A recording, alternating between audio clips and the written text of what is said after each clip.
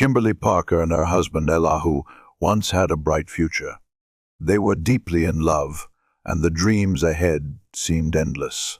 But then on a fateful day, Ellahu disappeared. He didn't show up for work. No one saw him. His phone was silent, not a single trace.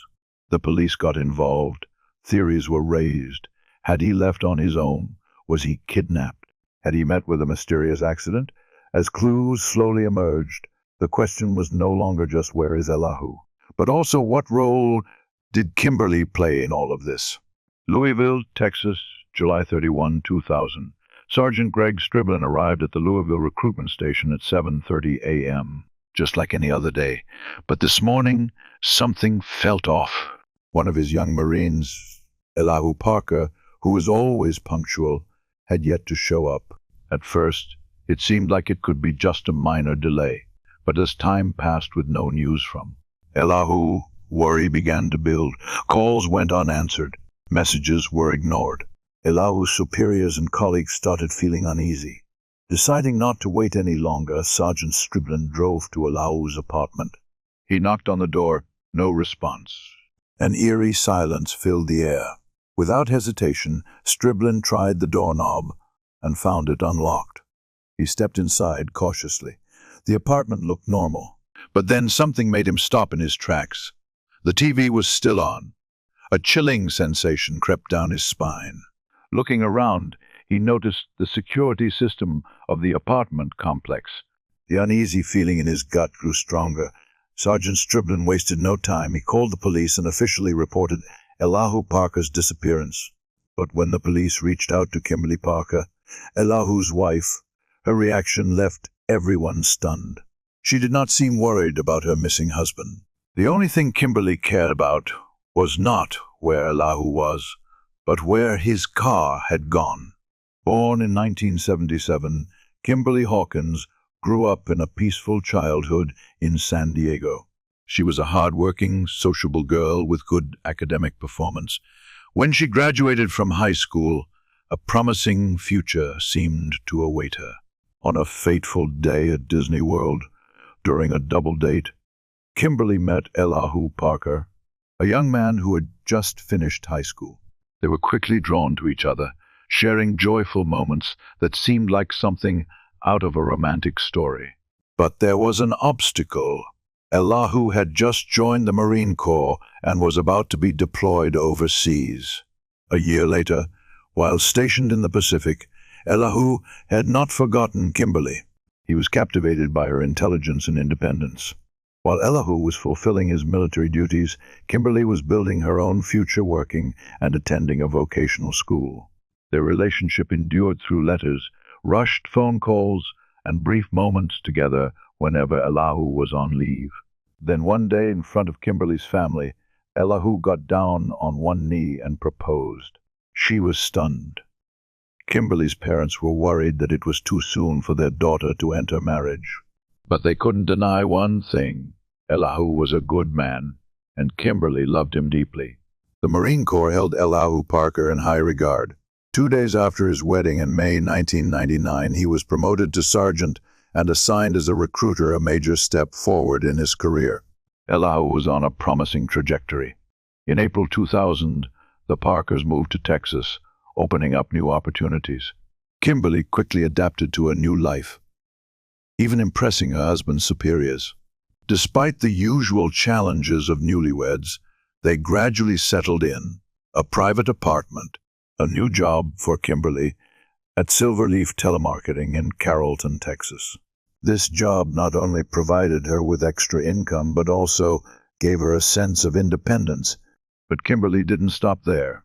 Less than 2 months after arriving in Louisville, they had bought a house and a car, all signs of a bright beginning.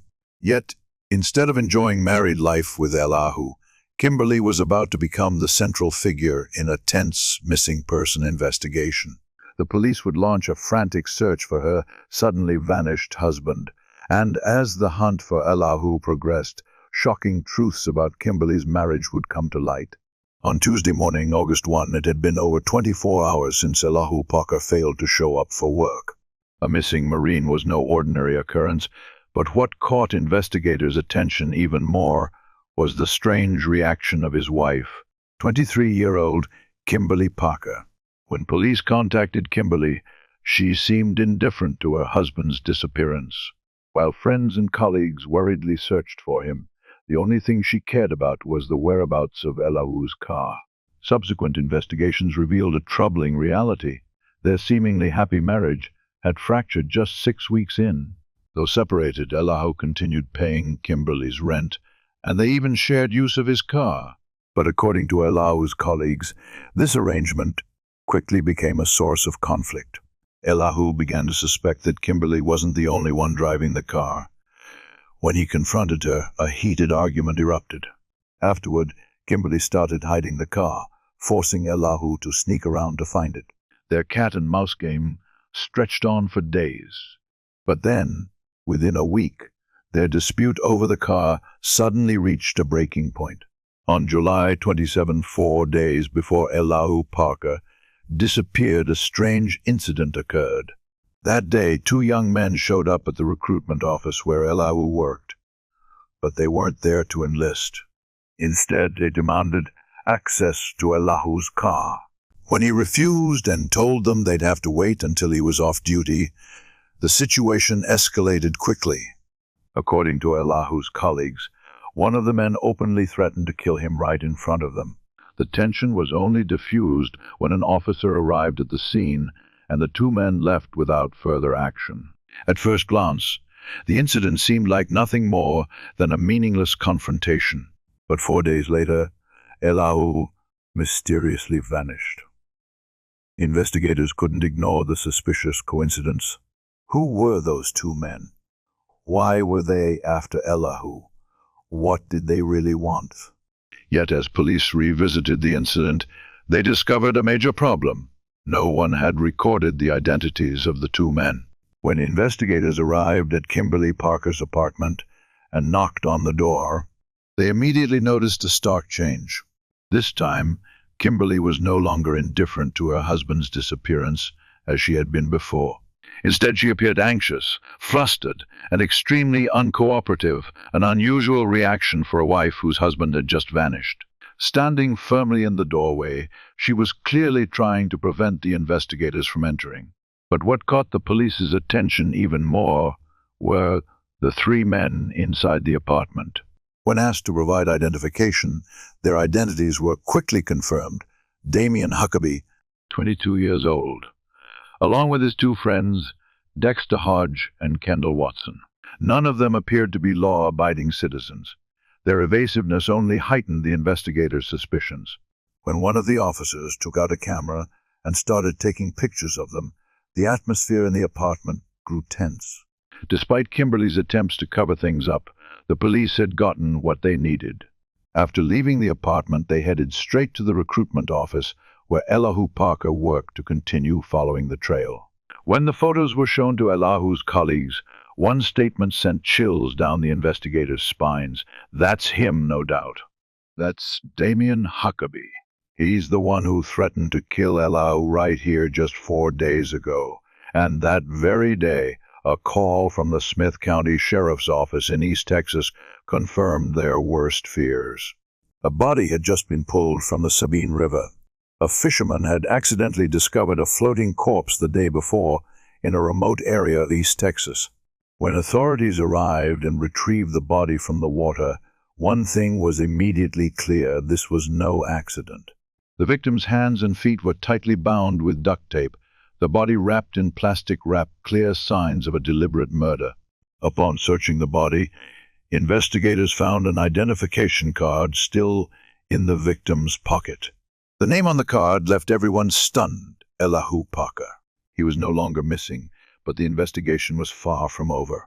An even more shocking discovery was made: a fatal gunshot wound to Ellahu's chest. Police were beginning to uncover the horrific details of Ellahu Parker's final moments.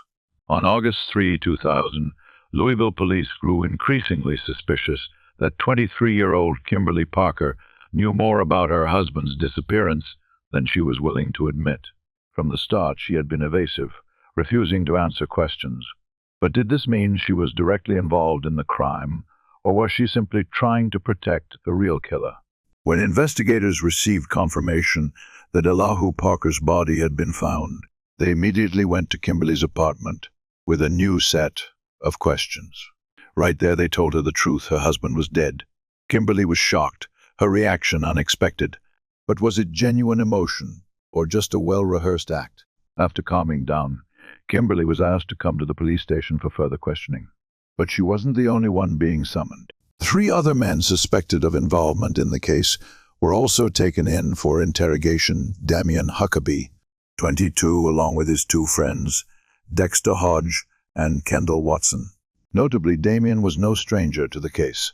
Just 4 days before Ellahu vanished, he had a tense confrontation with him at the recruitment office and even threatened to kill him in front of multiple witnesses. At the police station, Kimberly finally admitted that she knew Damien Huckabee through her job at the telemarketing company. They weren't just co-workers. Damien and Kimberly had grown close. In fact, they had even been romantically involved during the period when Kimberly and Ellahu were briefly separated. However, despite admitting to this, Kimberly insisted that their relationship had nothing to do with Ellahu's disappearance or death. But was her word trustworthy? Or was this just a clever cover for a far darker conspiracy?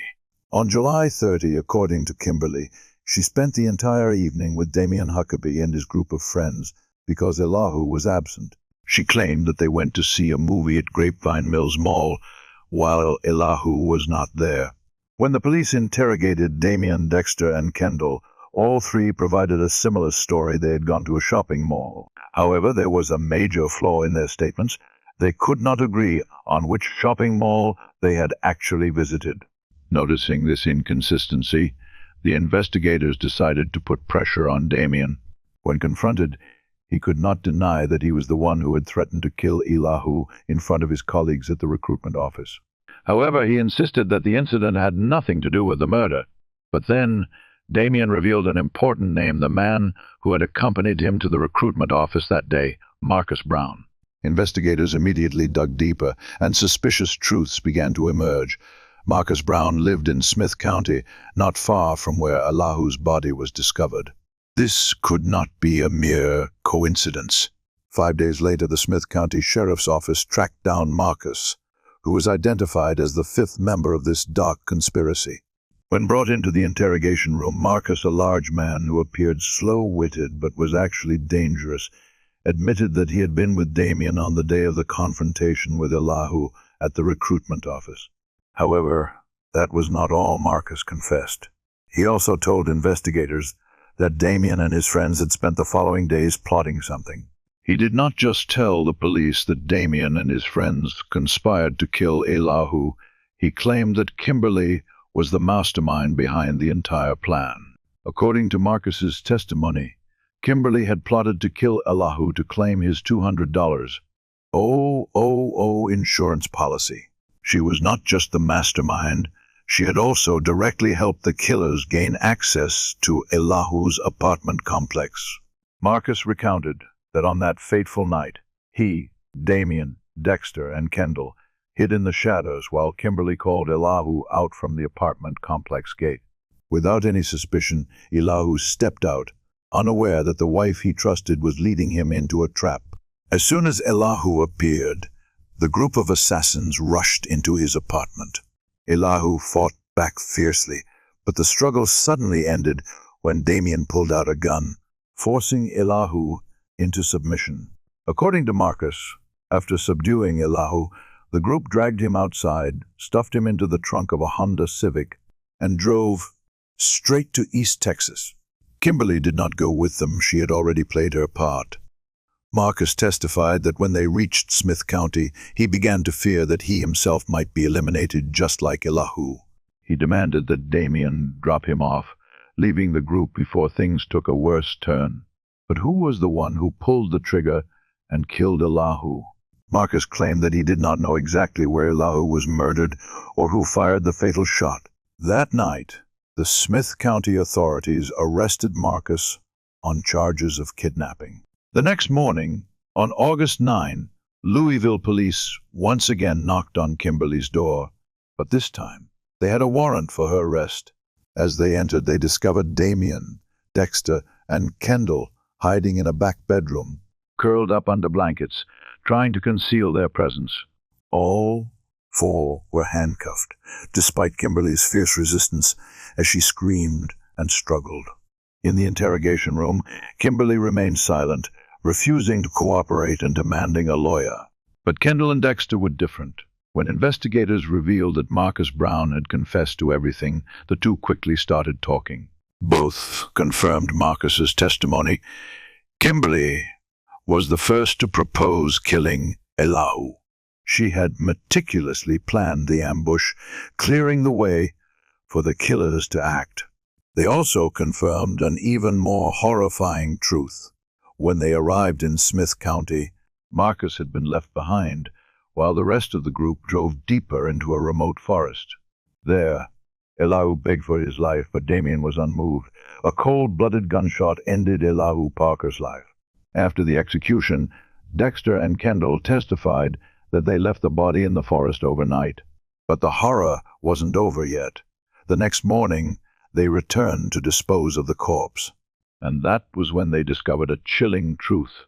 Ellahu was still alive. Not giving him another chance, they wrapped duct tape around his arms, legs, and torso, then threw him into the river, letting the water carry everything away.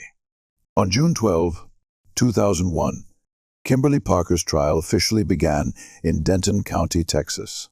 She was prosecuted for aggravated kidnapping and murder in connection with the disappearance and death of her estranged husband, Ellahu Parker, a U.S. Marine.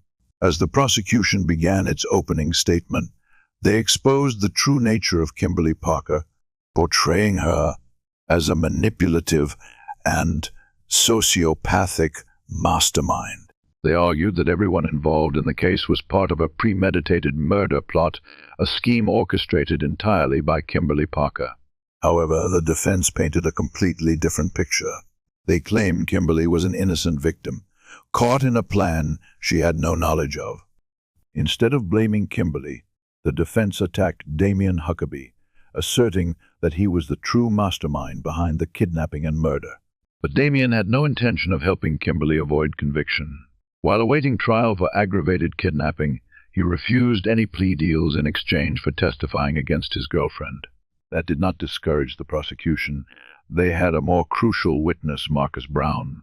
On the witness stand, Marcus Brown reaffirmed his previous confession, detailing how Kimberly Parker recruited 4 men to participate in the murder plot. He testified that Kimberly was the one who told the group about the $200,000 Marine Corps insurance policy, which she believed would be hers once Ellahu was dead. When it was the defense's turn, they made the bold decision to put Kimberly on the witness stand. As expected, Kimberly completely denied Marcus's testimony, claiming it was all lies. Kimberly Parker took the stand, calmly recounting her version of events. She insisted that everything spiraled out of control the moment Damien Huckabee and his accomplices stormed into Ellahu's apartment. According to Kimberly, Damien pulled out a gun, and at that moment, she knew things would not go as originally planned. She testified that Damien and his accomplices forced Ellahu down the stairs and locked him in the trunk of a car. Kimberly claimed she did not participate in the crime. On the contrary, she said Damien even dropped her off as she requested and reassured her that everything would be fine. But the horrifying truth hit her the next day when Damien came to see her and casually confessed, "We killed him." Kimberly claimed she was shocked and furious. When the two returned to her apartment, an argument erupted, quickly escalating into a physical altercation. According to her testimony, Damien pulled out a gun again, this time pressing it against her head. He kept asking me if I would dare betray him, Kimberly testified in court. And that, according to Kimberly, was why she never went to the police about the murder. However, the prosecution was not about to let her escape justice. In their closing argument, they painted a completely different picture. Kimberly was not a victim, but the mastermind of this brutal murder.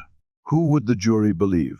On June 14, 2001, the jury reached its final verdict. Kimberly Parker was guilty. The courtroom fell silent as the judge handed down the sentence, 99 years in prison for Kimberly, effectively ending any chance of freedom for the rest of her life. Damian Huckabee and Kendall Watson, the two men directly involved in the murder, received life sentences without the possibility of parole. Meanwhile, Dexter Hodge, who agreed to cooperate with authorities, received a lighter sentence, 40 years in prison. The door closed on all those involved. The shocking case finally came to an end, but the price paid was the life of an innocent man. Jackie and her husband Ed seemed like a typical suburban couple. They had a wonderful life, a beautiful home, and a perfect marriage. But then Ed was brutally murdered, 3 fatal blows to the head. She was completely devastated.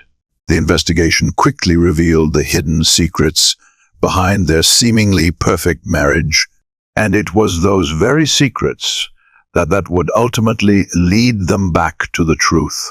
On August 20, 2000, in Manatee County, Florida, at around 7 a.m., a woman looking for a place to pull over and change her baby's diaper spotted a convenience store. But as she turned into the empty parking lot, her relief quickly turned into horror. A man's body lay sprawled on the pavement, drenched in a pool of blood. The victim had been shot multiple times in the head, and his throat was slashed. The scene was incredibly gruesome. The woman immediately called 911, and within minutes, law enforcement from Manatee County arrived at the scene. A quick search was conducted, and the pickup truck parked near the body revealed the victim's identity, Edward Postma. His wallet was found inside the vehicle, and there were no signs of robbery. If the motive wasn't theft, then how did a 32-year-old mechanic from Bradenton end up murdered in this parking lot?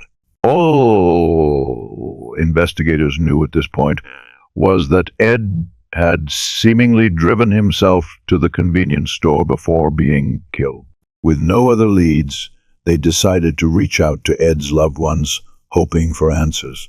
The first person they contacted was the victim's wife, 30-year-old Jackie Postma. Jackie Lee Gordner was born in 1970 in suburban New York, but spent most of her childhood in Florida. She had a fairly ordinary upbringing. In the 5th grade, Jackie was an outgoing, talkative, humorous, and energetic girl, a typical child who loved running and riding bikes. However, one thing she didn't like was school. Eventually, she dropped out at just 16 years old. Jackie often worked at convenience stores. By the age of 18, she already had a child and an ex-husband. By 19, she had another baby from a failed relationship and decided to part ways with that man. Jackie kept her second child and tried to raise him alone, but being a single mother was far from easy. In 1990, Jackie met Ed Postma. Like Jackie, Ed wasn't originally from Florida, and that wasn't the only thing they had in common. However, unlike Jackie, Ed was focused on his work and pursued his lifelong passion, cars. He worked as a mechanic apprentice and seemed to have a special connection with automobiles. In fact, it was this passion that led Ed to meet Jackie. At the time, she was 20 years old and had just landed a job at a truck driving school. Ed was an outgoing, friendly guy who was well liked by everyone, especially women. Jackie quickly fell for him. But just a few months into their relationship, Ed decided to see other women. Having already experienced 2 failed relationships, Jackie didn't want to lose Ed. She was determined to win him back at any cost. In the end, her efforts paid off. Ed returned to her. Soon after, the couple moved to Bradenton, Florida, to start a new chapter in their lives. Ed got a job as a mechanic at a local trucking company and focused on raising Jackie's 5-year-old son. He treated her son as if he were his own. In 1995, when Jackie was 25 years old, Ed proposed, and they had a wedding. 2 years later, the couple welcomed their first child together, a baby girl. Their family moved to a suburban complex in Bradenton, in the Palm Meadow area. By 1999, 4 years after getting married, Ed and Jackie were even able to buy their first home, a significant milestone in their married life. The couple seemed to be enjoying a happy and fulfilling life together until tragedy struck. On the morning of Sunday, August 20, 2000, at around 7:30 a.m., a passerby discovered the body of Ed Postma lying in the parking lot of a convenience store in a rural area of Manatee County, Florida. Ed had been shot multiple times in the throat and also slashed, causing him to die hours before he was found. At this point, investigators needed to find Jackie, Ed's wife, to inform her of her husband's death.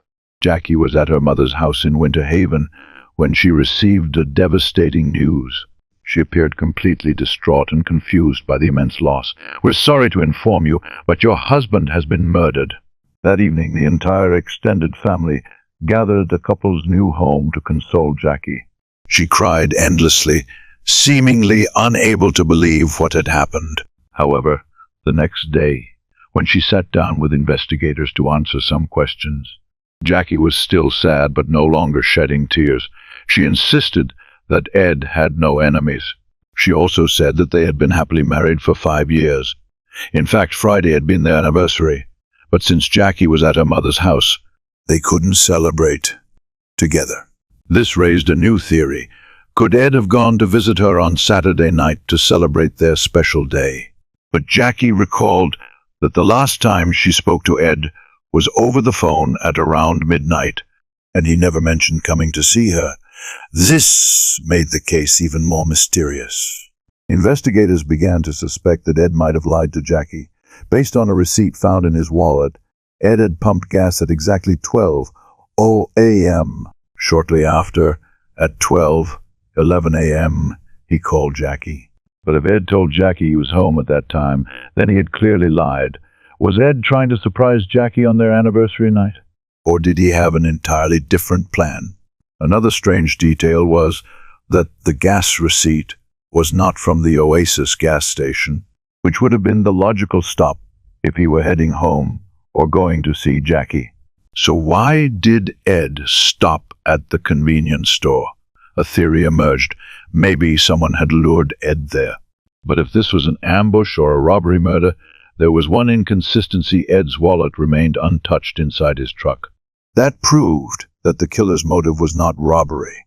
While Jackie did not want to suspect her husband of anything, investigators were starting to suspect her. On August 24, 4 days after Ed was murdered, investigators received an anonymous phone call with a shocking revelation. Jackie was having an affair.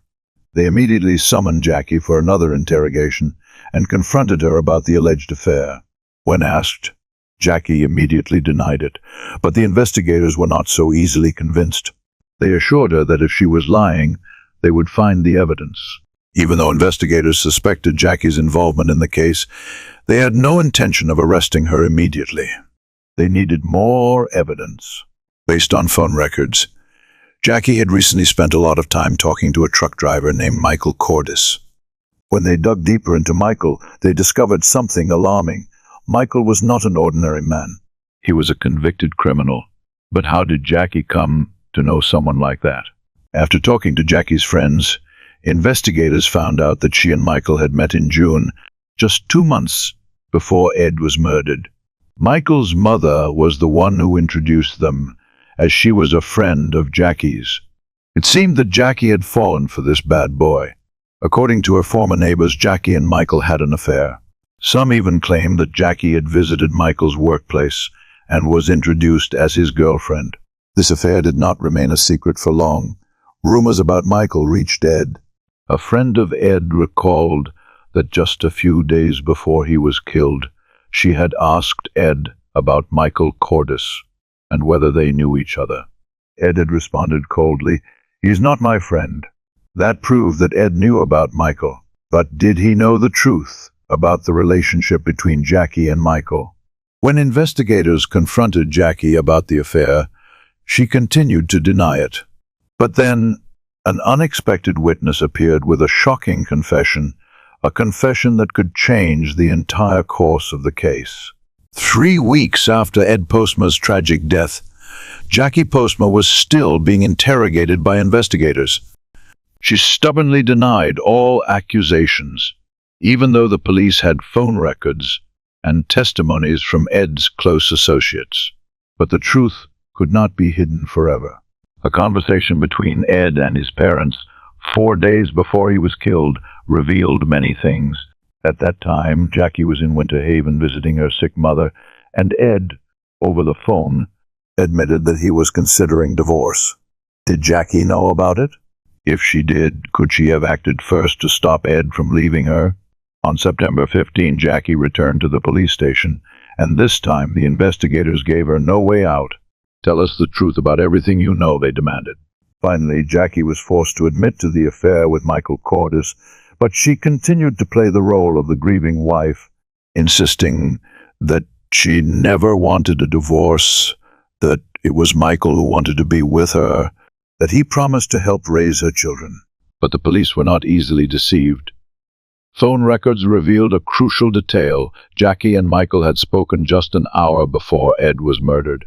When asked about the call, Jackie calmly stated that Michael had told her he was in Texas and was feeling very tired. But this lie was quickly exposed.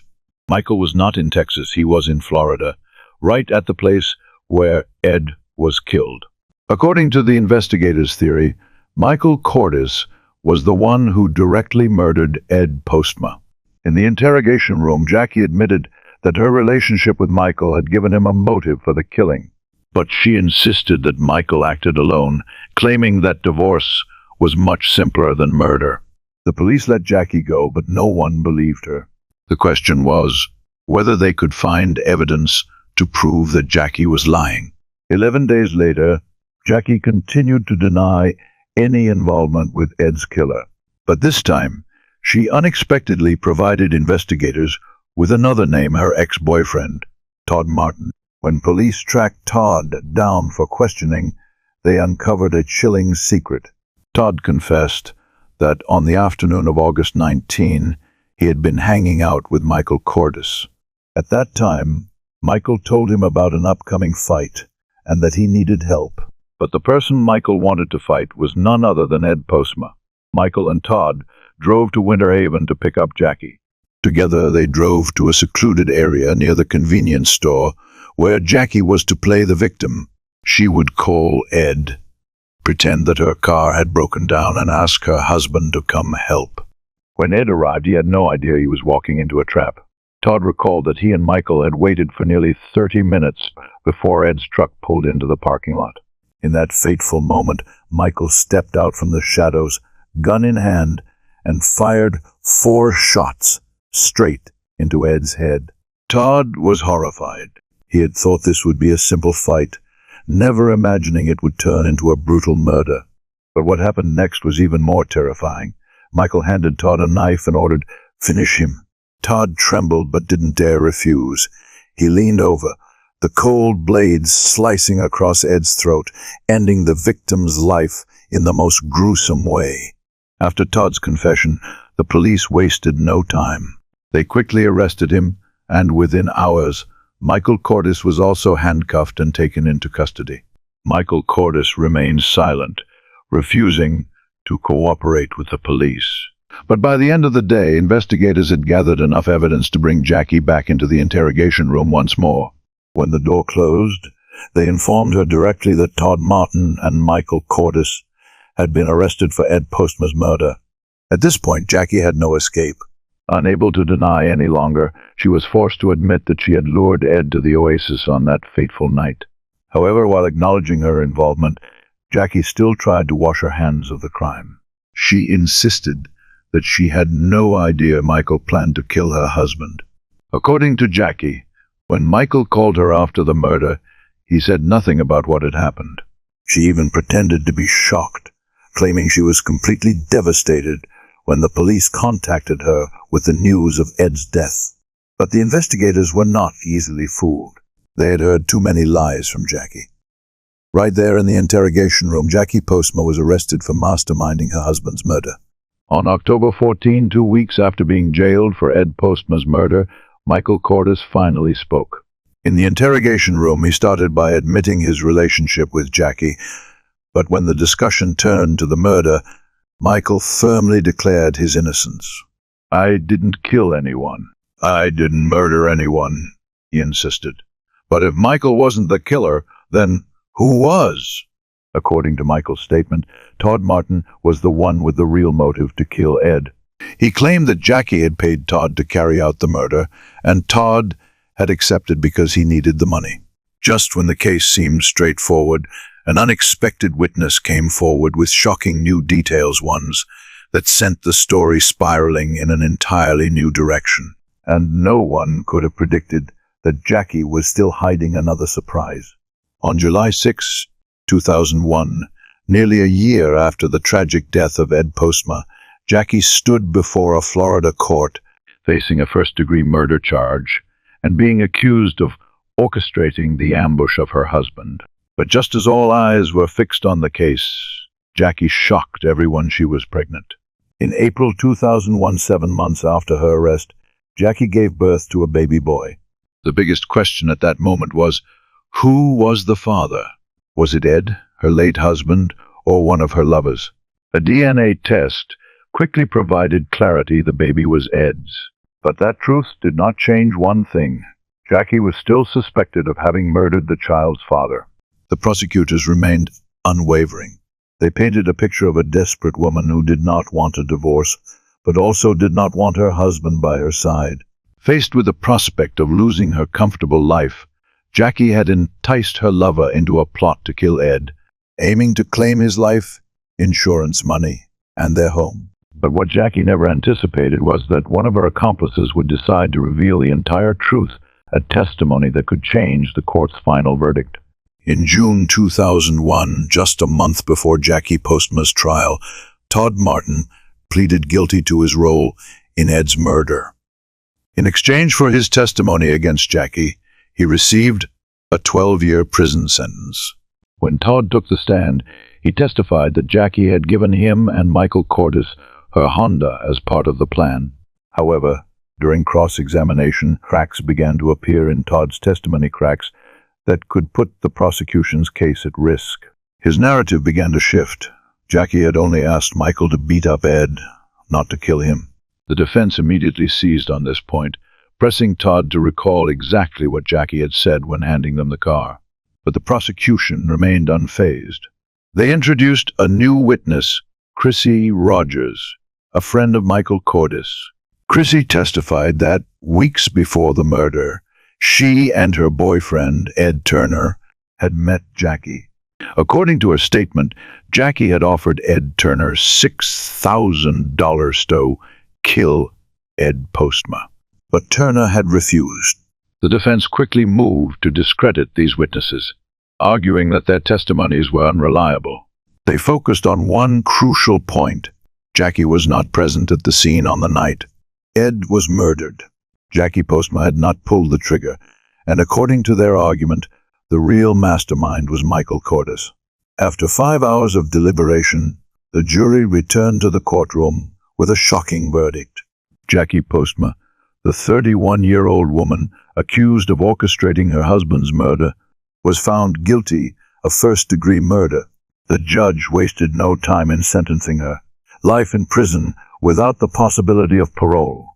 The courtroom fell into silence at the harsh sentence, but the real shock was yet to come. When it was Michael Cordes' turn, the man everyone assumed would be held accountable, a separate jury declared him not guilty. Ed's family, the prosecutors, and even those following the case were stunned, unable to believe what they had just heard. Even so, they found some solace in the fact that Jackie, the person they believed was behind the entire plot, would never get the chance to walk free again. Justice might not have been perfect, but at least the one they saw as the biggest culprit had paid the ultimate price. Abraham Shakespeare won the lottery jackpot, his life changing in an instant. But not long after, he mysteriously disappeared. People said that he was surrounded by money hunters who saw him as nothing more than a cash cow. And then Dee Dee Moore appeared, a successful businesswoman who claimed to be Abraham's trustworthy friend. But was she really helping him? Or was there something darker hidden behind the facade? Plant City, Florida, January 26, 2010. One of the biggest mysteries in Tampa's history was about to be revealed. Dozens of reporters crowded together, camera lenses pointed directly at a piece of land being excavated. Everyone was waiting for the answer to the question that had haunted the public for months. Abraham Shakespeare, the lottery millionaire who had vanished without a trace, was he still alive or already dead? 3 years after his life-changing win, Abraham suddenly went missing, and no one knew where he was. In November 2009, his family reported him to the police, but no one had any leads on his whereabouts. Nearly 2 months later, the case took a chilling turn. A mysterious excavation began after the police received information from none other than Abraham's close friend and financial advisor, Dee Moore. There were up to 30, maybe even 40 news crews gathered at the scene, eager to capture the first glimpse of what could be the ultimate proof of Abraham Shakespeare's fate. And as the last layer of soil was lifted, the truth began to emerge. Born in 1972 in Plant City, Florida, Doris Donegan, also known as Didi, always longed for a better life. As a child, she was an active member of women's Bible study classes, but as she grew older, she started feeling that something was missing. She became increasingly aware of her humble origins, a reality she tried to hide throughout her high school years. But instead of letting poverty hold her back, Didi nurtured an unrelenting determination. She was going to succeed at all costs. After graduating, Didi enrolled in training courses and became a certified nursing assistant, CNA. Not long after, she married James Moore, a man from Plant City, and 3 years later, they welcomed a son. But Didi didn't want to settle for a stable job. She wanted more. In 2004, fueled by her burning ambition, Didi started her own business and quickly found success. From a girl who grew up in poverty, she rose to become a wealthy and powerful woman. But Didi wasn't satisfied with simply enjoying her riches. She wanted to share her story, to inspire others with her journey from rags to riches by writing a book. And then, fate led her to Abraham Shakespeare, the man who had won millions in the lottery. This encounter not only changed Didi's life, but also marked the beginning of a horrifying mystery. Abraham Shakespeare grew up in Lakeland, Florida, in circumstances even harsher than Didi. He dropped out of school early, but instead of following the path of many other young men in the neighborhood who fell into gangs or drug addiction, Abraham chose to become a hard-working laborer. He was not an addict, nor was he a criminal, but his life seemed destined to be a constant struggle with meager wages. Until one day, everything changed.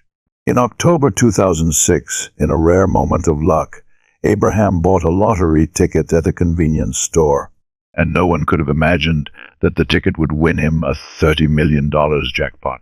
Choosing to receive a lump sum payment after taxes, Abraham took home approximately $12.7 million. From a manual laborer, he stepped into the world of millionaires.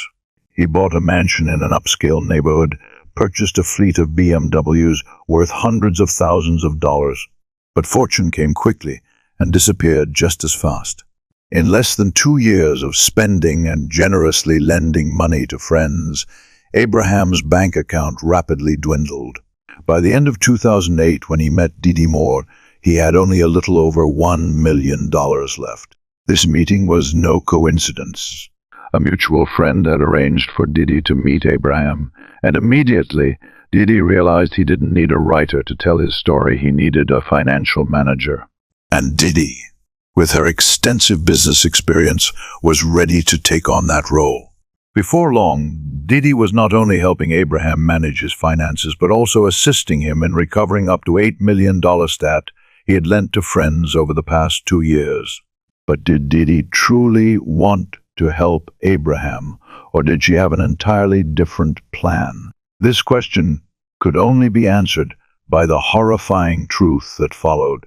On November 9, 2009, a man named Cedric Adama walked into the police station with growing concern. His cousin, Abraham Shakespeare, the man whose life had changed after winning millions from the Florida lottery, had vanished without a trace. Cedric was not the only one who had borrowed money from Abraham, but unlike many others, he claimed to have fully repaid his debt. However, what was strange was that for the past 8 months, Cedric had not directly returned the money to Abraham, but had instead transferred it to a woman named Dee Moore. And now, after 7 months without any news from his cousin, Cedric decided to report Abraham's disappearance to the police. The police immediately launched an investigation, and the first person they sought out was Dee Moore. At that time, Dee had recently divorced, but more significantly, she had moved into the multi-million-dollar mansion that previously belonged to Abraham Shakespeare. When asked, Dee showed no signs of worry or secrecy. She explained that Abraham had voluntarily sold the house to her at his own request. Not only that, but he had also given her full control over most of his assets. She even provided a signed power of attorney from Abraham to prove her statement. Dee enthusiastically cooperated, providing all financial records related to Abraham. But there was one crucial question she could not answer. Where exactly was Abraham Shakespeare? According to Dee, Abraham had decided to keep his whereabouts a secret, even from her. But she insisted she was still in contact with him. To prove it right in front of the investigators, Dee pulled out her phone and sent a message. Abraham, everyone is looking for you. Please respond immediately. While waiting for a response from Abraham, the investigation team expanded their search.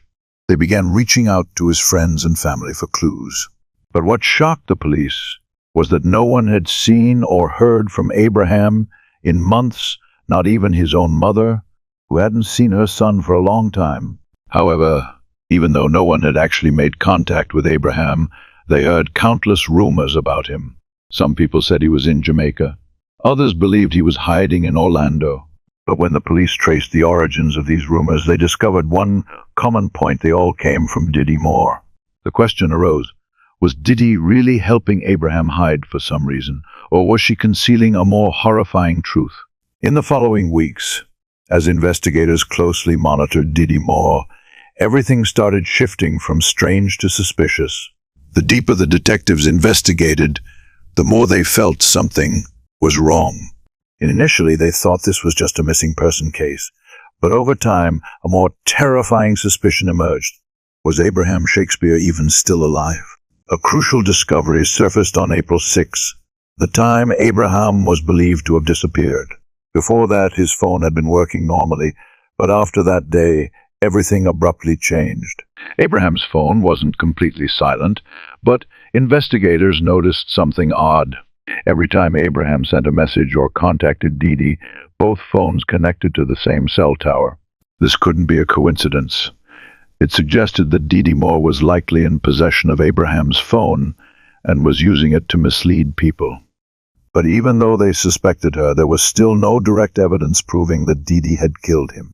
So was Abraham really in hiding, or had something terrible happened?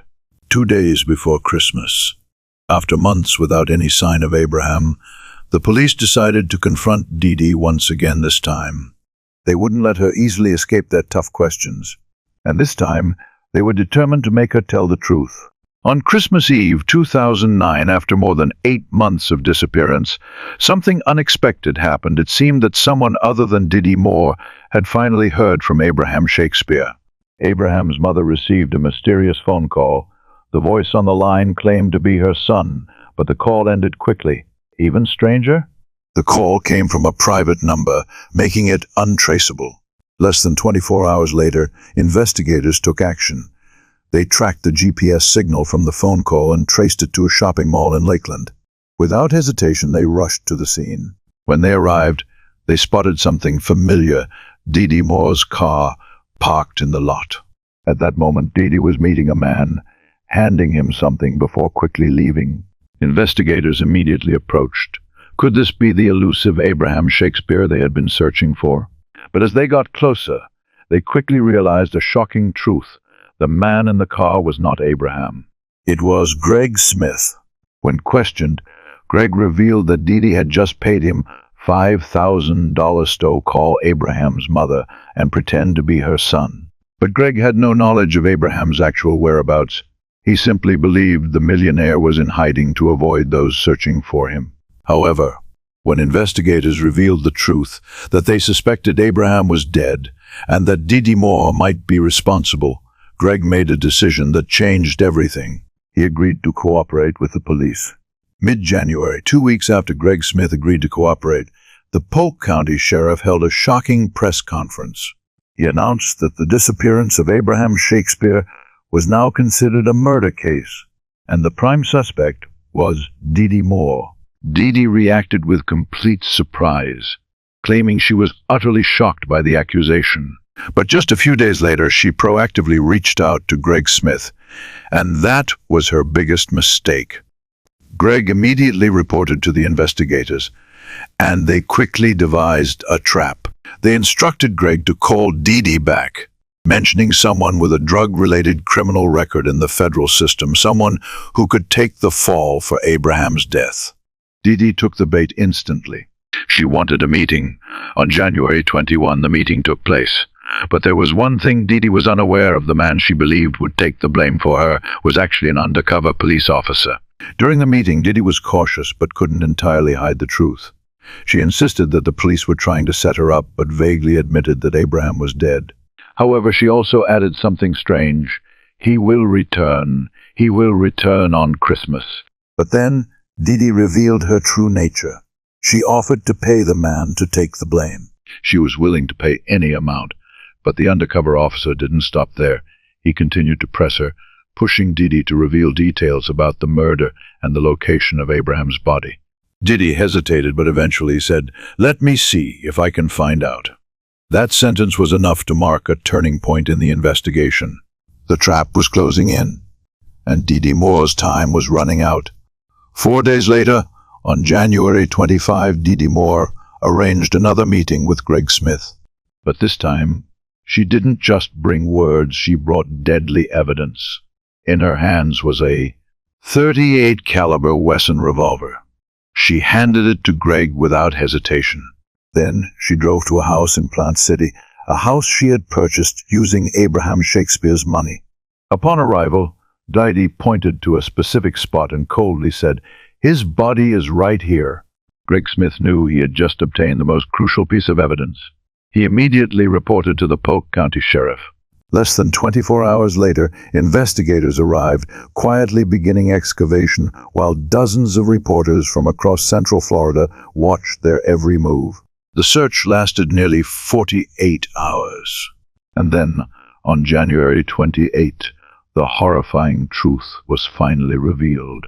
Abraham Shakespeare's body had been found.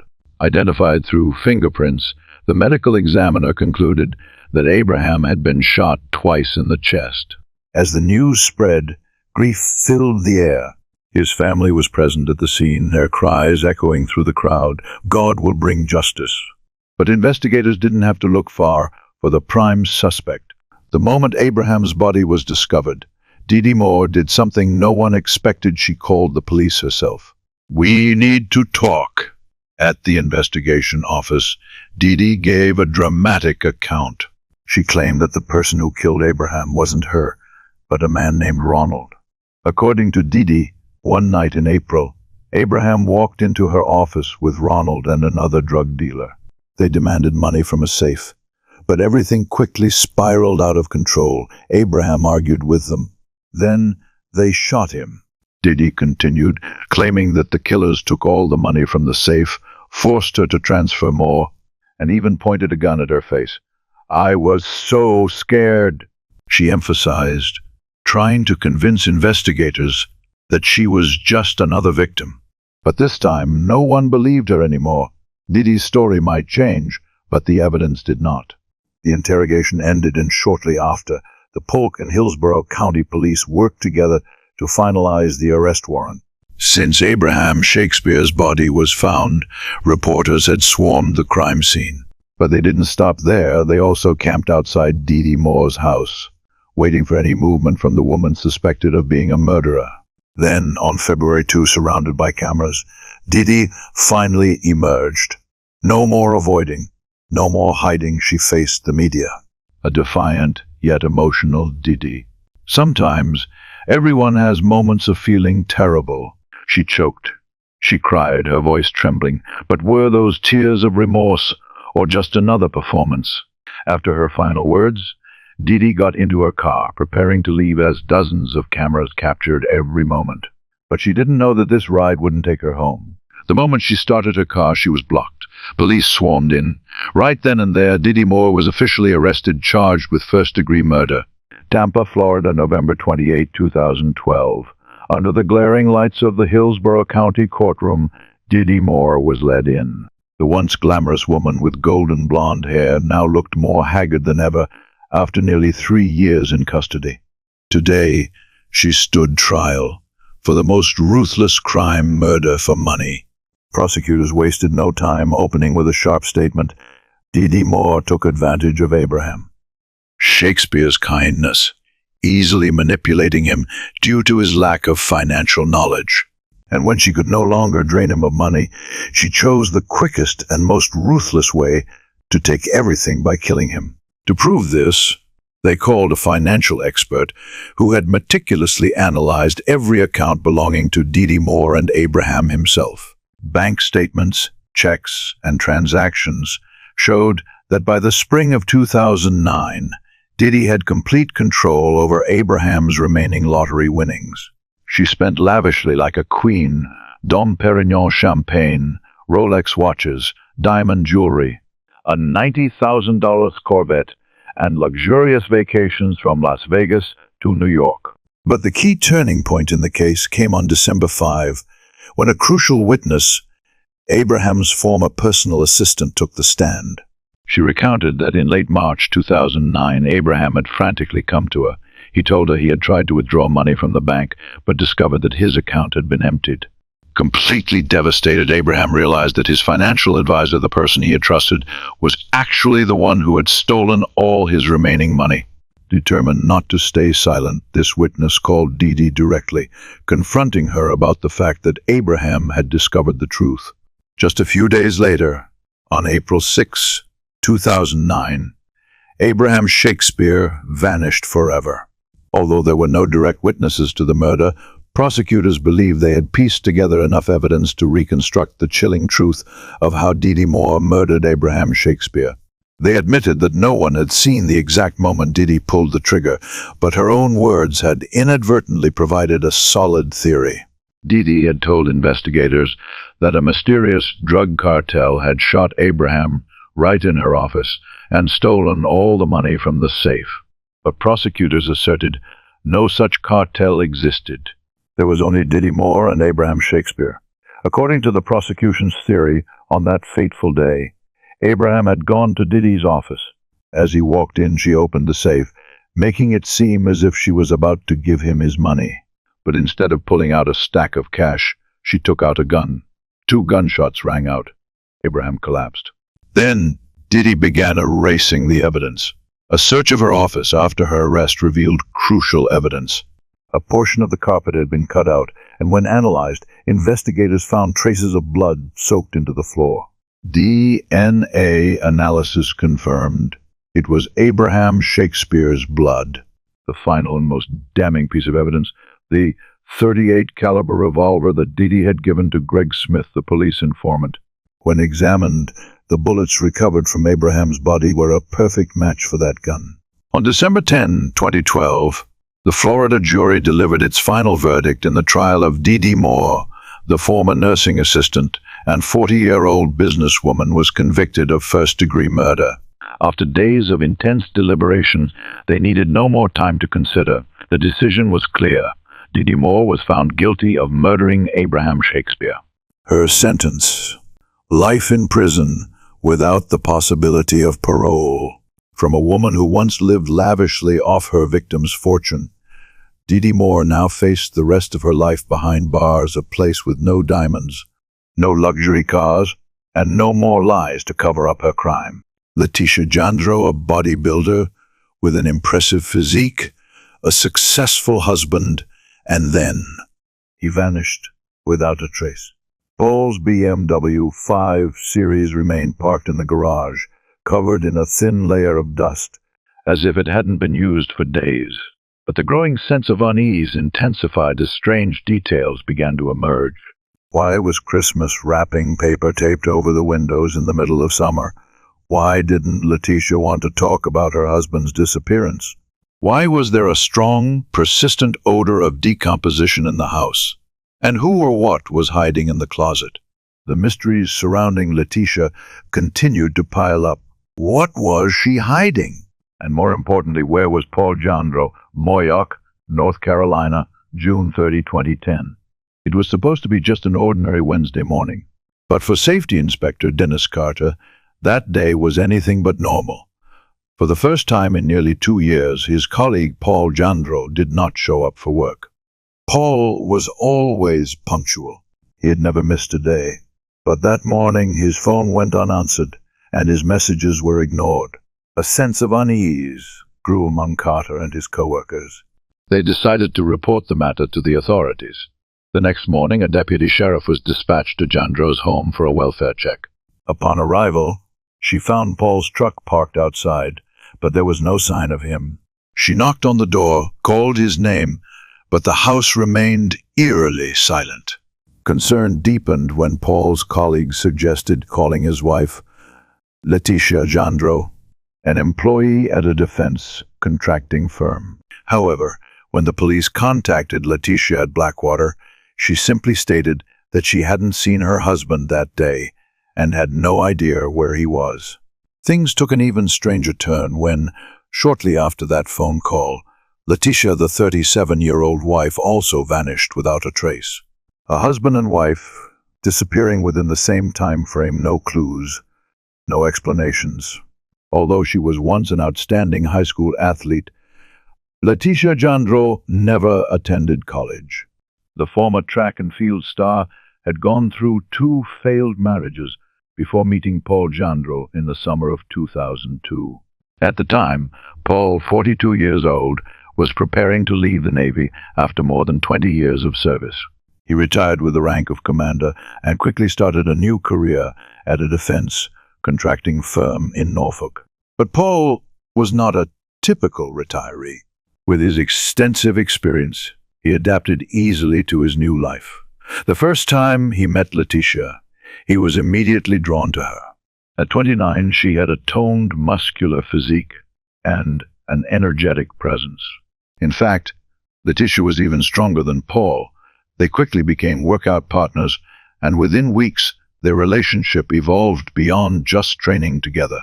Less than a year later, on June 28, 2003, Letitia and Paul officially married, marking the beginning of a new chapter in both their lives. Letitia always exuded toughness, while Paul was friendly and approachable. When meeting Letitia for the first time, she barely interacted with anyone, reserved, distant. In contrast, Paul was cheerful and easygoing. Despite their contrasting personalities, they stayed together. Paul had a stable income at Bay, and Letitia also transitioned into the defense industry, joining a private training facility operated by Blackwater USA, one of the largest military contractors in the country. Their life seemed to be going smoothly, stable careers, a promising future. But then, tragedy struck, one that would test their marriage in ways no one could have foreseen. In 2006, after a long struggle with infertility, Paul and Letitia finally received good news. But their happiness was quickly overshadowed by tragedy. In July, Letitia went into premature labor. The twins could not be born healthy. One baby did not survive before birth, and the other lived for only 42 seconds. The immense pain devastated Letitia. She fell into deep despair and developed post-traumatic stress disorder, PTSD, from the loss of her children. To cope with the grief, Letitia threw herself into training, doubling her hours at the gym. She immersed herself in female bodybuilding competitions and won, channeling her pain into a relentless drive to push herself beyond her limits. Paul was proud of his wife's achievements. He kept photos from Letitia's competitions and even built a home gym in their Moyoc house to support her training. He did everything he could to encourage and motivate her, but instead of bringing them closer, the distance between them grew. Paul's friends began to notice something. He was no longer Letitia's husband. He was becoming her trainer.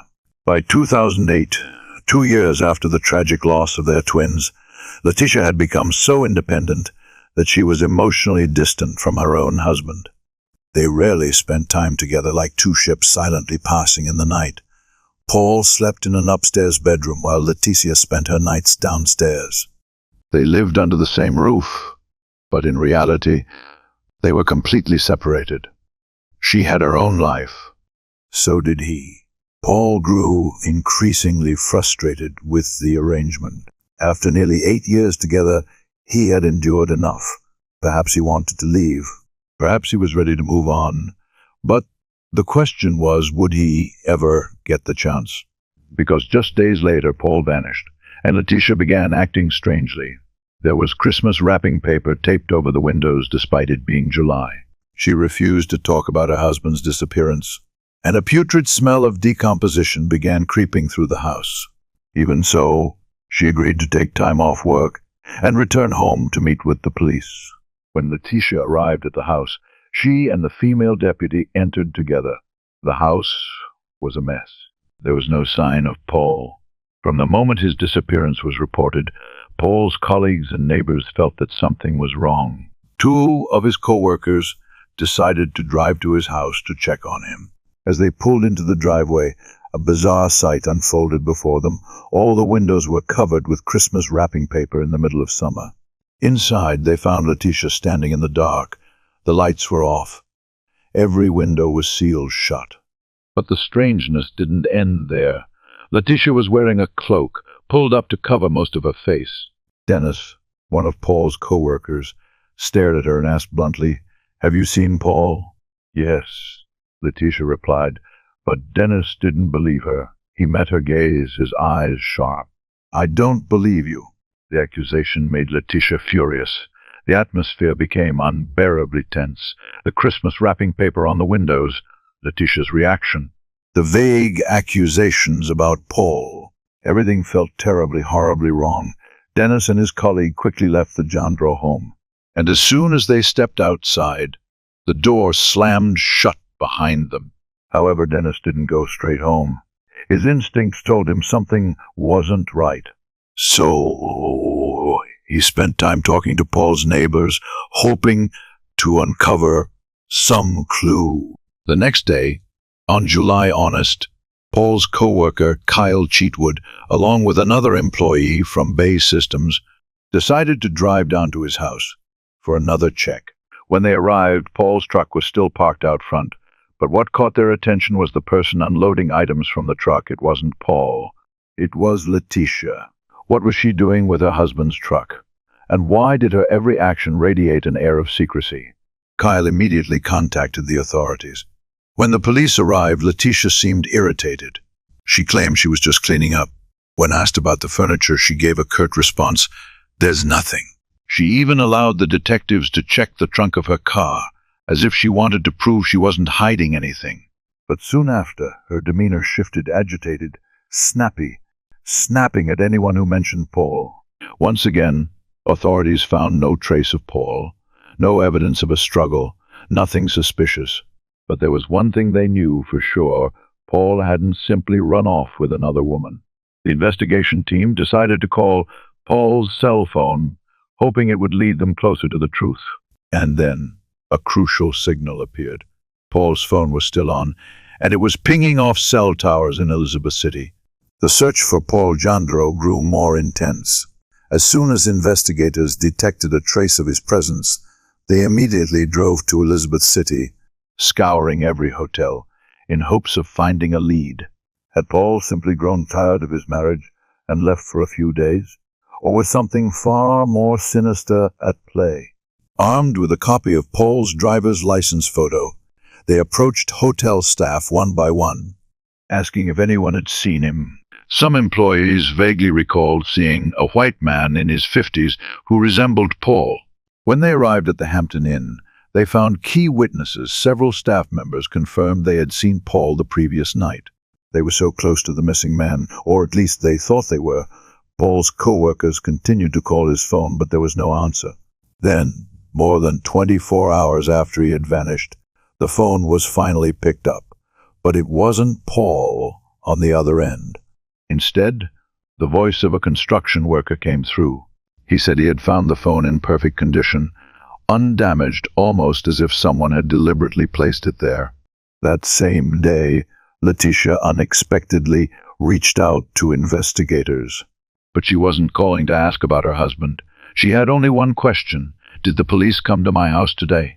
Authorities arranged to meet with Letitia later that day. But when they arrived at the scheduled time, she was gone. On the door of her house, they found only a small note that read, "I went out for a walk." They searched everywhere, but Letitia was nowhere to be found. Less than 72 hours after Paul Jandro disappeared, his wife, Letitia, had vanished as well. Police immediately launched a large-scale search operation. It had been 3 days since Paul, 50, had failed to appear for work in Norfolk. And now, Letitia Jandro, 37, was gone from their home in Mocksville. But then, suddenly, on July 2, 2010, Letitia called 911. Her voice was calm, not panicked. She refused to disclose her location. But the strangest part? Tracking data showed that the call had been made from inside her own house. Immediately, police surrounded the home, preparing for a forced entry. Once they secured a search warrant, they moved in under the cover of night. As they entered the garage, something immediately caught their attention. A massive pile of trash sat in the middle of the space. They pushed further inside, guns drawn. The air was thick with an eerie silence. And then, finally, they found her. Letitia was lying motionless on the floor of a bedroom closet. For a moment, they thought she was dead. But no, she was still alive. Letitia was taken into custody as authorities began their long-awaited search of the house she had so desperately tried to keep them out of. During questioning, Letitia claimed she believed someone had tried to break into her home. She also denied knowing where Paul was. One of the officers suddenly entered the interrogation room. He didn't say a word. He simply leaned down and whispered into his colleague's ear. In the garage, hidden beneath the foul-smelling pile of trash they had discovered earlier, investigators had just pulled out a 50-gallon plastic bin. The moment they opened it, an unbearable stench filled the air, the smell of decomposition. Inside, something was tightly wrapped in multiple layers of plastic and fabric. As the flashlight beam shone through, a lock of human hair peeked out from between the layers. It was a body. The investigators immediately contacted the medical examiner and the North Carolina Bureau of Investigation to confirm the victim's identity. Meanwhile, they returned to the interrogation room, where Letitia was still pretending to know nothing. The interrogator said, "I'm giving you one last chance to tell the truth, because we already know where Paul is." Her story began to change. At first, she continued to deny killing Paul. But then, she offered a new explanation. She claimed she knew who had done it. According to Letitia, it was drug dealers' men she had supposedly hired to teach Paul a lesson because she was angry with him. But why would a random group of drug dealers target Paul? Was Letitia telling the truth, or was this just another lie? As Letitia sat in the interrogation room, scrambling to come up with a convincing story, investigators continued searching her home. And then they found undeniable evidence. In a corner of the floor, something fell off. A section of carpet had been glued down with industrial adhesive. When they peeled it back, the sight underneath sent chills down everyone's spine. Blood everywhere. But that wasn't all. On the wooden floor beneath the carpet, they found multiple bullet holes, along with more bullet holes piercing the walls of the bedroom. Letitia had tried to cover them up using putty to fill each one. Police then inspected Letitia's car. Inside, they discovered a .45 caliber semi-automatic pistol. There was no more room for deception. When the medical examiner analyzed Paul's body, they confirmed that it was riddled with bullet wounds. The evidence was overwhelming. Letitia was immediately charged with murder. She was handcuffed and taken straight to the police station. But just when investigators thought the case was closed, Letitia suddenly made a shocking confession. A completely unexpected twist was about to unfold. On July 4, 2010, Letitia Jandro had been in custody for nearly 24 hours. Meanwhile, police were still piecing together the horrifying details of the murder. Paul's body had been discovered inside a 50-gallon plastic container, wrapped in multiple layers of plastic, a desperate attempt to hide the truth. But the traces of the crime could not be erased. Even though Letitia kept insisting that she had only hired someone to teach Paul a lesson and that they had gone too far, investigators did not believe her story. The .45 caliber semi-automatic pistol found in Letitia's car was confirmed to be the murder weapon. When Paul's body was examined, the recovered bullets matched the caliber of the gun. But then came a shocking revelation. When police contacted Paul's family, they learned that Paul had been planning to file for divorce. In fact, he had given Letitia a deadline, June 30, to leave the house. And that was the very day he disappeared. Not long after, Letitia was booked into Currituck County Jail on murder charges. But in the end, she was the one who shattered all the lies. She reached out to investigators. She wanted to talk, and her final confession changed everything. I shot Paul. Letitia claimed that everything started when Paul gave her an ultimatum to leave the house. I met with a lawyer, and they told me I didn't have to go. But when she told Paul this, she claimed that he became more terrifying than ever. He spent an entire month trying to scare me into leaving. Every morning, the moment I woke up, he would kick the door hard. I was terrified, and I was prepared to defend myself. Then came June 30, Paul's final deadline for Letitia to leave. According to Letitia, that morning, Paul stormed into the bedroom. But this time, he wasn't just kicking the door like before. This time, he was holding a rifle. He pointed it at me and said, "Get the hell out of my house right now," Letitia claimed. She said Paul gave her 5 minutes to leave before turning his back and walking out. But instead of running away, Letitia went to get her gun, and then she opened fire. I shot into the room, and I hit him once. He staggered back, and I shot him again. When he ran toward me, I kept shooting.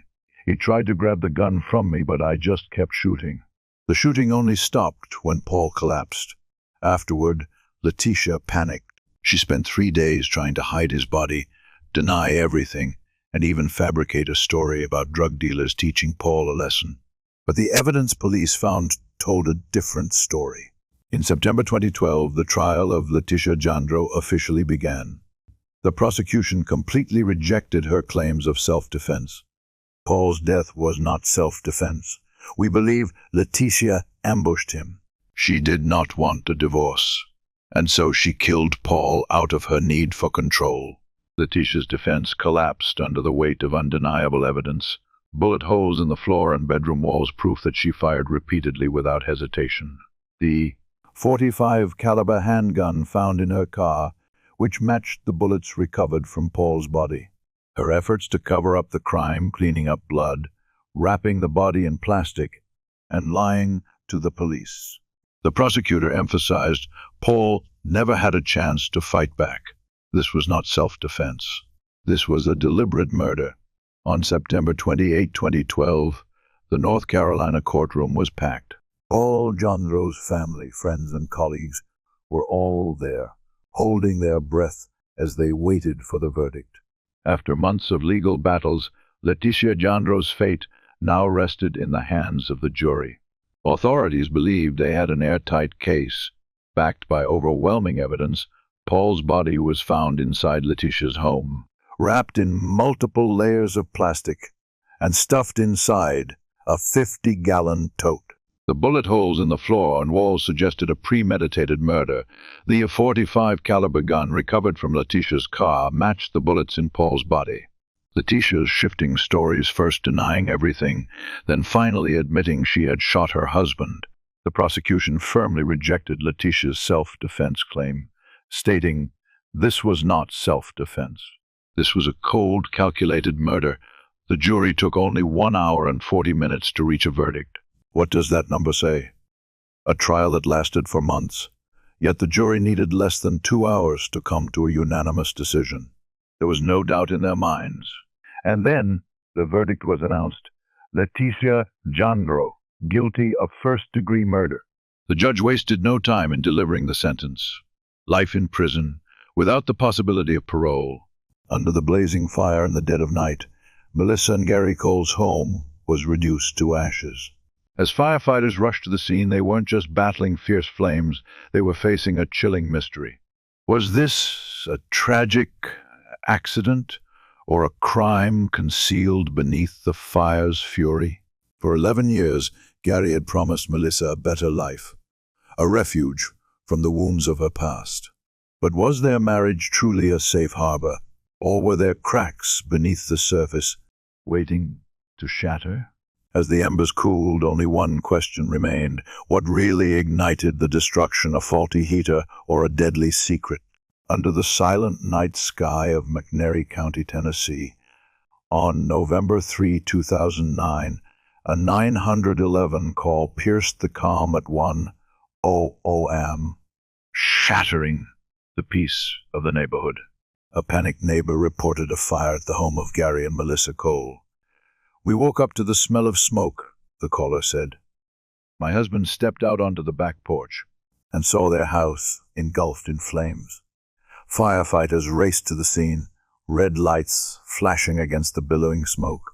Onlookers held their breath, fearing for the lives of Melissa, Gary, and their 9-year-old son. If they were still inside, their chances of survival were grim. When the flames finally died down, all that remained of the house was a charred ruin. As firefighters sifted through the smoldering wreckage, they made a grim discovery, a burned body on what was left of the living room couch. It was a man. But if that was Gary Cole, where was Melissa? And had their 9-year-old son vanished with the fire? Melissa Broadwater, known as Missy to her family, grew up in Knoxville, Tennessee, with a childhood marred by trauma. From an early age, she endured abuse at the hands of her father. After her parents' divorce, she and her mother moved to Nashville, seeking a fresh start. But that hope was short-lived when her mother, Kay, remarried a man just as cruel. That marriage also ended in violence, leaving Melissa with deep emotional scars. These wounds shaped her into a rebellious teenager. At 17, she met James Bear, a 24-year-old electrician. Despite her mother's disapproval, she ran away with James and married him in 1987. When she became pregnant with their first child, Melissa felt happier than ever. Their daughter was born in 1988, followed by a son 3 years later. For over a decade, Melissa devoted herself to being a full-time mother. By 1998, she decided to return to work and took a part-time job at the electrical company where James worked. But working together didn't bring them closer. James was nearing 40 while Melissa had just turned 30. They drifted apart, their love fading. Melissa felt neglected, isolated in her own marriage. Then a co-worker took notice of her, Gary Cole. Unlike James, Gary was carefree, funny, and had a way of making Melissa feel special. What started as harmless jokes soon spiraled into a full-blown affair. Things became even more complicated when Melissa discovered she was pregnant with Gary's child. And this was only the beginning of a tragedy no one could have predicted. What shocked everyone the most wasn't Melissa's affair, it was the decision she made afterward. Instead of leaving Gary to return to her family, she chose to walk away from everything. Melissa's family was stunned when they learned that the once devoted mother had abandoned her 2 children, an 8-year-old boy and an 11-year-old girl, to pursue a new life with another man. Shortly after giving birth to Gary's child in 1999, Melissa cut off all contact with everyone, including James and her children. She and Gary moved to rural McNairy County, starting a new chapter. But just months after their son was born, in the spring of 2000, Gary began to change. His family noticed the difference. He was no longer the carefree, light-hearted man he used to be. As he reached his 40s, he struggled with the physically demanding nature of construction work. Financial pressure weighed heavily on the couple, and the marriage they had once dreamed of was no longer a fairy tale. After years of silence, Melissa unexpectedly reached out to her family. When she returned to Nashville with her youngest son, she was a completely different person. Her mother was shocked by the change Missy, once bold and impulsive, was now timid and guarded, as if she were constantly afraid of something. Her eyes were empty, and whenever someone asked what had happened, she would evade the question with a simple, "I'm fine." No one knew exactly what had changed Melissa.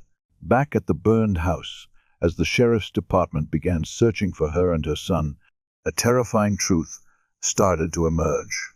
They didn't know if the mother and child had been kidnapped or if they had fled. But as firefighters examined the ashes, they noticed something strange. The kitchen knives hadn't burned in the usual pattern. Instead of being scorched upward, they had burned downward, an unusual sign that suggested the fire hadn't started naturally. And if the fire wasn't an accident, what had really happened to Melissa Cole? McNairy County, Tennessee, November 3, 2009, around 1:30 a.m. The blaring red lights of fire trucks sliced through the darkness as firefighters rushed to the scene.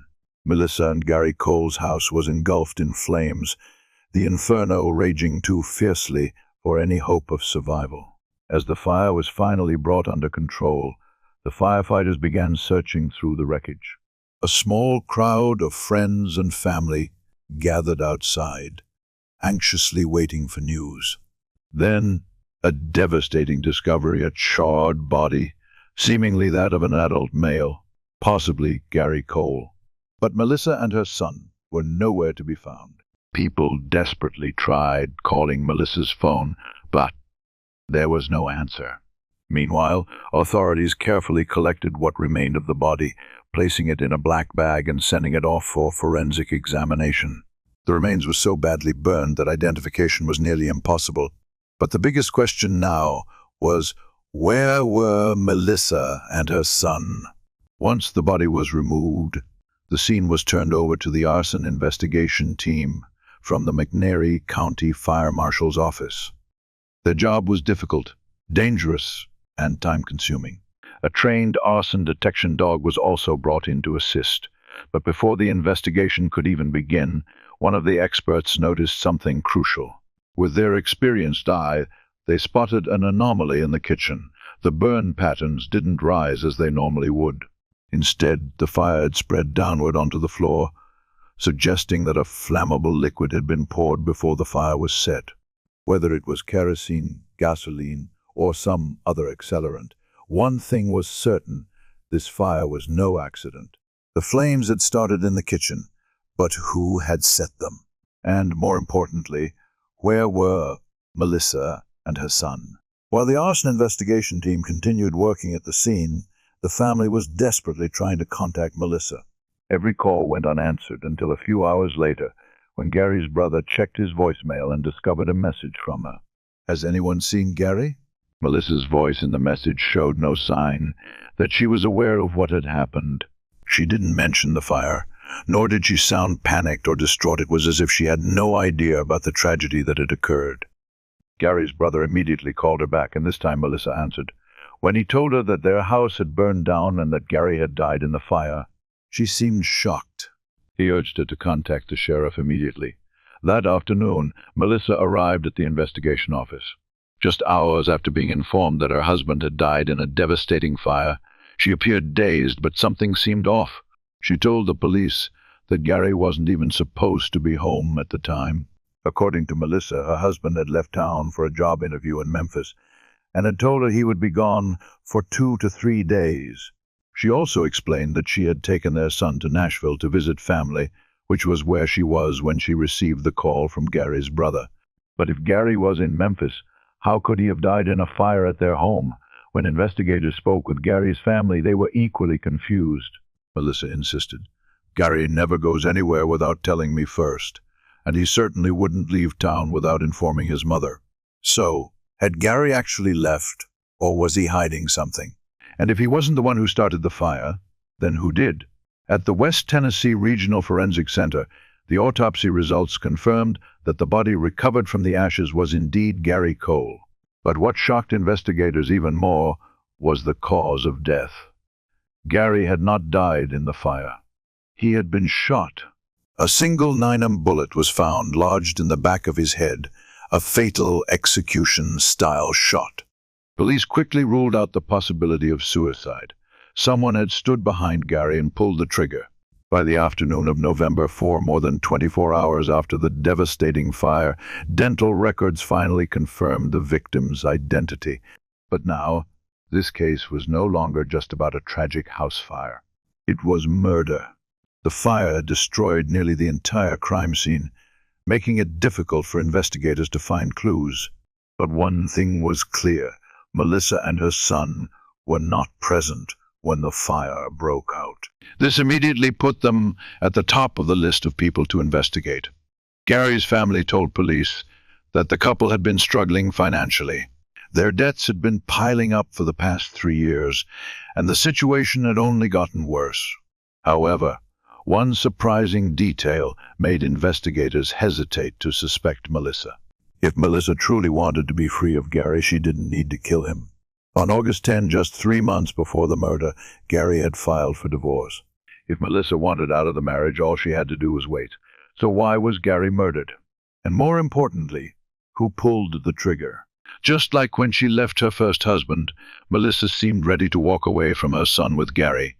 She did not fight for custody. In fact, she agreed to give Gary full parental rights.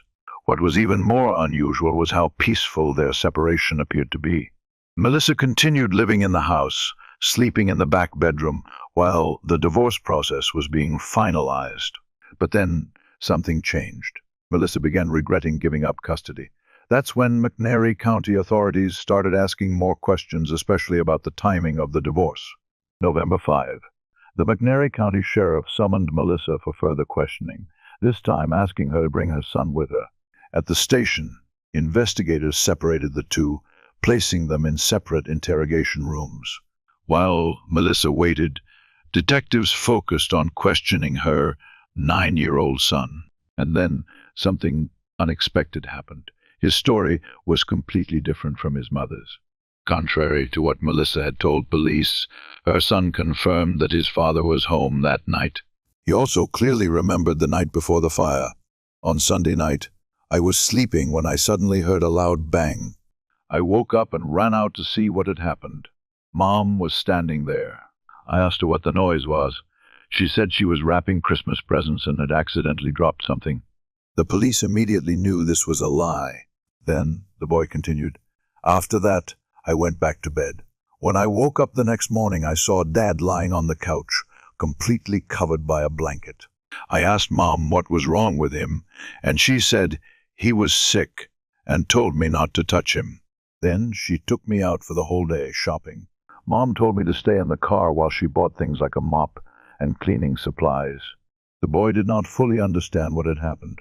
But based on his story, investigators formed a terrifying theory. Melissa may have tried to clean up the crime scene, but her 9-year-old son had been there the entire time. After completing the interrogation with the son, the investigators entered Melissa's interrogation room. But this time, the atmosphere was completely different. It was no longer a casual conversation like 2 days before they directly confronted Melissa with her son's testimony. Faced with mounting evidence, Melissa quickly broke down. With no way out, she was forced to confess the truth. According to Melissa's confession, on the morning of November 2, she and Gary had an argument while their son was still asleep. Initially, it was not a major fight, but the situation quickly escalated to a dangerous level. In a fit of rage, Gary stormed into the bedroom and then returned with a gun. Melissa claimed that Gary forced her to sit down in the living room, placed the gun on his lap, and threatened her. According to her, Gary suspected that she was reconsidering their custody agreement and planning to take their son away. After a tense standoff, Gary decided to put the gun back in the bedroom and returned to the sofa in the living room. Eventually, he fell asleep. At that moment, Melissa made her fateful decision. She believed she was in danger, that she knew exactly what kind of person Gary was, and that she needed to protect herself. She walked into the bedroom, took Gary's gun, and then returned to the living room. As Gary slept soundly on the sofa, Melissa raised the gun and pulled the trigger. Gary Cole died instantly. Although she admitted to shooting her husband, Melissa denied setting the house on fire. She said, "I didn't set the fire." "I don't think so." This vague statement raised suspicions among investigators. She neither fully denied her involvement in the arson, nor took responsibility for it. However, the fact that Melissa had killed her husband was undeniable. As soon as the interrogation ended, the sheriff's deputies entered the room and arrested Melissa on charges of murder. The trial begins nearly a year after Gary Cole's body was discovered in the smoldering remains of their home. 42-year-old Melissa Cole walked into the courtroom to face charges of murdering her husband. According to the prosecution, this was neither an accident nor an act of self-defense. They argued that Melissa had planned the murder to secure custody of her son, with their divorce set to be finalized in just 1 week. That fateful night, instead of allowing the legal system to determine the outcome, she picked up a gun, aimed it at the back of Gary's head, and pulled the trigger. Prosecutors charged her with first-degree murder and opened the trial with testimony from fire investigators who uncovered multiple signs that the house had been deliberately set ablaze to cover up the crime. However, the most crucial witness was none other than their 10-year-old son, who recounted the mysterious noises that night and his mother's strange behavior afterward. In contrast to the prosecution's accusations, Melissa did not deny shooting Gary, but she insisted it was an act of self-defense. She testified that for years, Gary had physically, emotionally, and sexually abused her, controlling every aspect of her life. On the morning of November 2, 2009, she claimed that Gary threatened her with a gun, forcing her to act first to protect herself. But one critical question remained. If she was truly an abused wife, why not wait just 1 more week for the divorce instead of killing her husband? Was it desperation or a calculated plan? Was she a victim or a murderer? The answer would be decided in the courtroom. October 7, 2010, the verdict inside a McNairy County courtroom in Tennessee. Melissa Cole sat in silence, awaiting her fate. The 42-year-old woman stood accused of shooting Gary Cole in the head, then setting their house on fire to conceal the crime. Throughout the trial, Melissa never denied pulling the trigger but maintained that she had done so as a battered woman fighting for her life. However, the jury remained unconvinced. In their final verdict, they found her guilty of murder, though not first-degree murder as originally charged. Instead, they convicted her of second-degree murder, acknowledging the killing was intentional but lacked the premeditation required for a first-degree charge. Additionally, the jury found her guilty of arson and evidence tampering. In the end, the judge sentenced Melissa to 25 years in prison, 21 years for second-degree murder, 4 years for arson. As the sentence was read aloud, Gary Cole's family breathed a sigh of relief, believing justice had finally been served. But for Melissa, was this truly punishment or just the next chapter in the tragedy of her life? Karen Newell always knew how to attract men, and her new husband was no exception. She was beautiful, charming, and seemed to have it all. Their marriage appeared happy, but just 9 months later, tragedy struck. Her husband was murdered right before her eyes in a brutal robbery. The attackers demanded his wallet, but something felt off. Everything seemed too staged, too perfect to be just a random mugging. Was this truly a simple carjacking? Or was the killer a jealous lover lurking in the shadows? The deeper the police dug, the more suspicious they became. Was this marriage truly built on love? Or was it from the start a perfect facade to hide a ruthless plan? A plan where the price to be paid was John's life.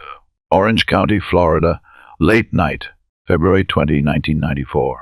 On a desolate highway between Cocoa Beach and Orlando, a car suddenly pulled over. In the dim headlights of passing vehicles, a young woman frantically waved her hands, pleading for help. She approached every car that slowed down, and whenever someone stopped, she uttered only one sentence: "Help me. My husband has been shot." Her name was Karen Newell, and the man lying motionless on the pavement, Drenched in blood was her husband, John. He had been shot multiple times. Several drivers stopped to try and help, but it was too late. When the sheriff arrived at the scene just minutes later, he confirmed what everyone feared: John was dead. According to Karen, that night, she and her husband were driving back home to Orlando after a long day at the beach when their car started having issues. When John stepped out to check under the hood, a small sedan pulled up behind them. 3 men were inside. At first, Karen thought they were stopping to help, but no 2 of them stepped out and immediately demanded John's wallet. Karen recalled that the robbery happened too fast. 1 second, they were simply asking for money, and the next, John collapsed to the ground, shot multiple times. The attackers jumped back into their car, sped off, and left her husband bleeding out by the roadside. But the most horrifying part wasn't just the immediate loss. Karen was pregnant. The killers didn't just take John's life. They took away the father of her unborn child. Karen Newell didn't have an easy life. Growing up in hardship left a deep mark on her, but it couldn't extinguish the strong spirit of this young woman. Despite her captivating beauty, Karen's love life was far from smooth. By the end of her 20s, she had already been married and divorced twice. In the spring of 1993, at the age of 28, Karen seemed more focused on her career. The brunette wasn't just striving for success at work, she was also trying her luck in local beauty pageants, hoping to chase her dream of becoming a model. But perhaps Karen's true stroke of luck didn't come from the runway. It came from a small bar in the suburbs of Orlando. That was where she met John Newell. From the first glance, Karen might have been drawn to the tall man with striking blue eyes.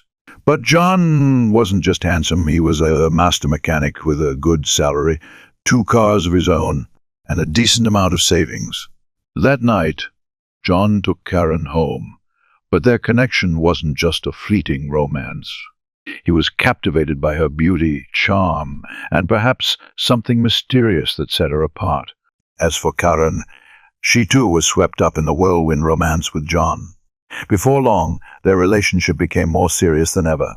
On May 22, 1993, just 2 months after their passionate first night, John and Karen decided to get married. Everything happened so quickly, but both seemed to believe they had found their soulmate. After the wedding, Karen excitedly shared with John about a new career opportunity. She claimed that thanks to her connections in the modeling industry, she had landed a job involving television product promotions. This meant a packed schedule, frequent travel, and constant busyness. But Karen reassured her husband that no matter where she went, she would always come back to him. 7 months into their marriage, Karen announced joyful news. She was pregnant with their first child. John was overwhelmed with happiness. He eagerly awaited the moment he would become a father, believing that the baby's arrival would bring them closer than ever. Sean, a close friend of John's, once said that John loved Karen deeply. He always made an effort to keep the romance alive in their relationship. Just days after Valentine's Day in 1994, the couple even planned a short getaway to the beach, a way to enjoy some sweet moments together before their child was born.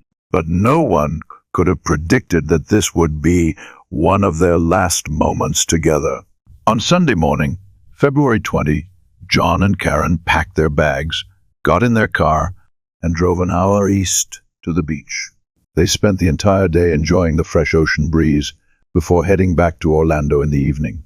But as they passed the toll booth at exactly 5:28 p.m. and turned onto State Road 520, things took a strange turn. The car suddenly showed signs of malfunction. John and Karen decided to pull over.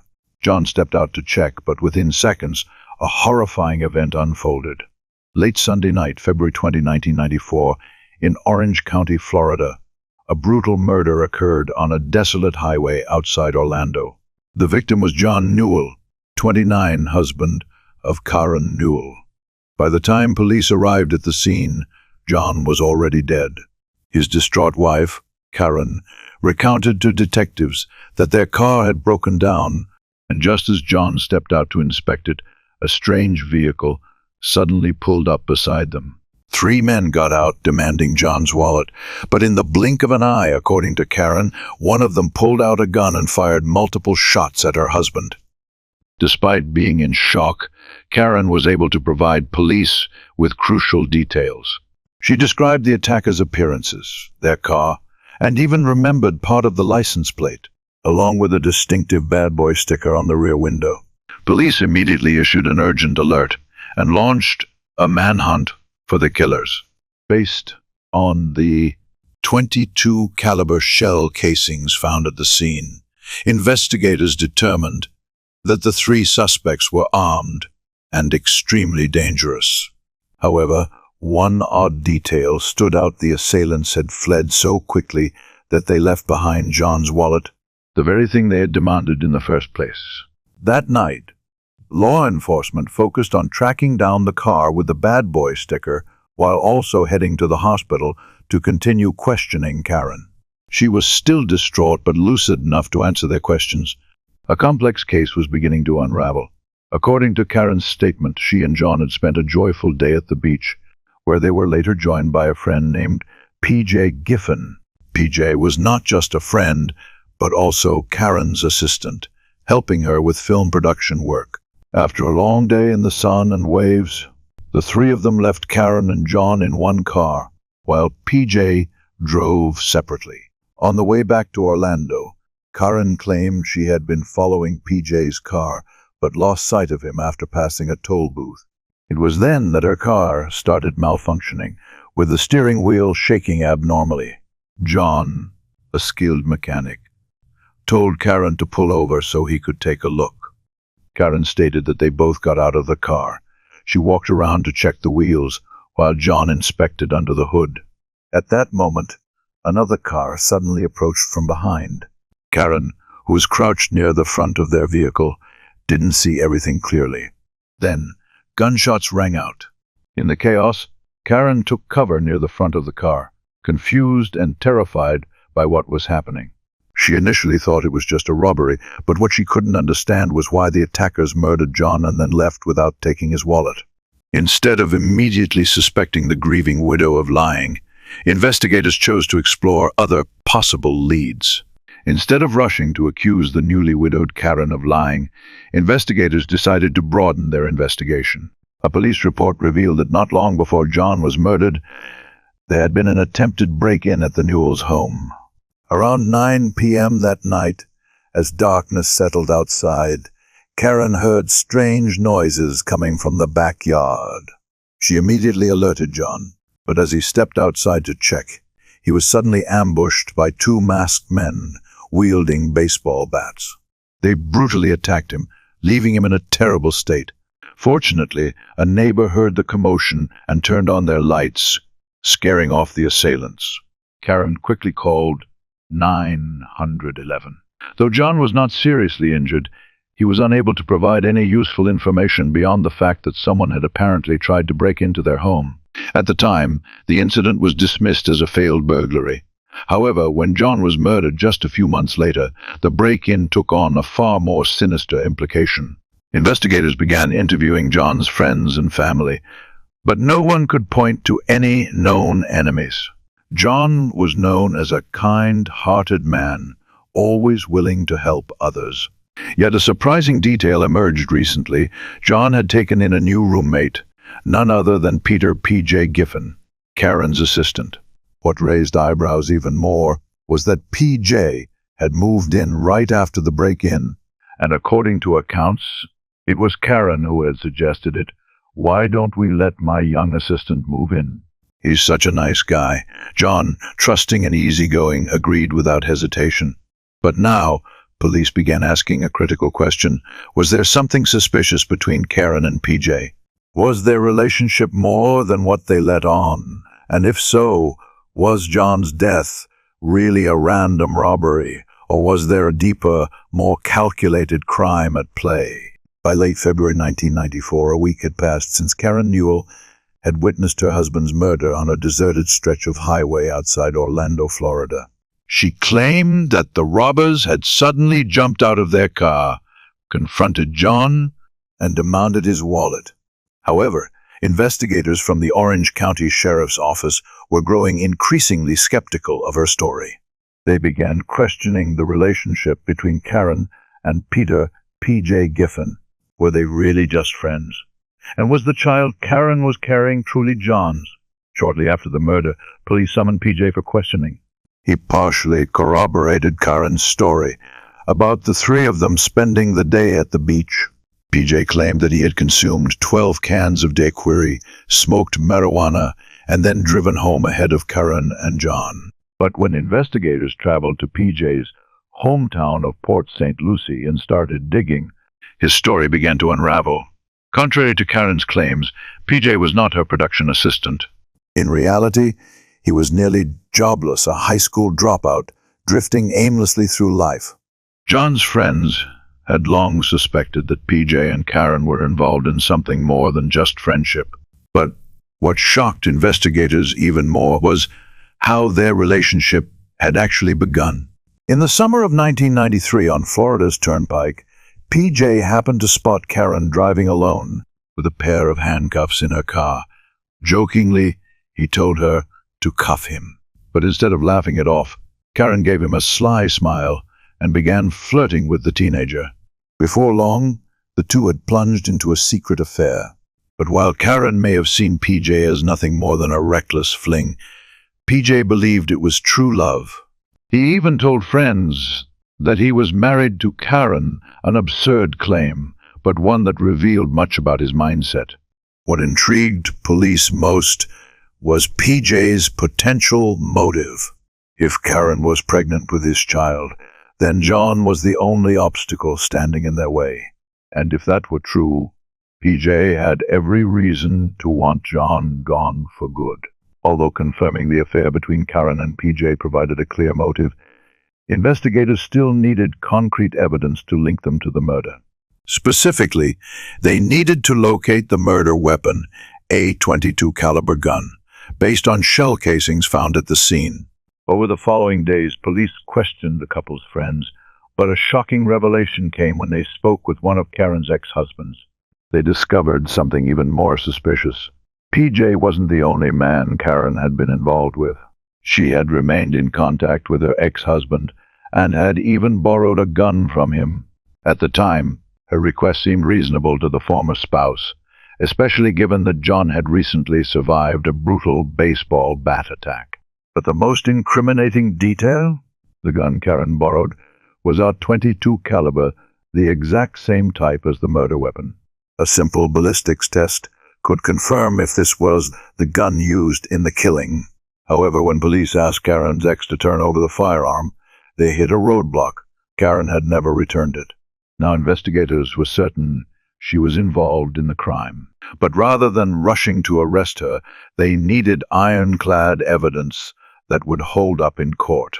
As they dug deeper into her past, they unearthed another crucial detail. Back in 1989, Karen had a criminal record for credit card fraud. On February 28, 8 days after her husband's murder, Karen Newell was arrested by the Orange County Sheriff's Office for violating her probation. While she was in custody, investigators continued gathering evidence. They interviewed a man named Louis Aragona, Karen's stepbrother, and uncovered a bombshell revelation. According to Louis, as early as the summer of 1993, Karen had approached him with a chilling proposal. John had a $500 life insurance policy, and she wanted Louis to help plan his murder so she could cash in.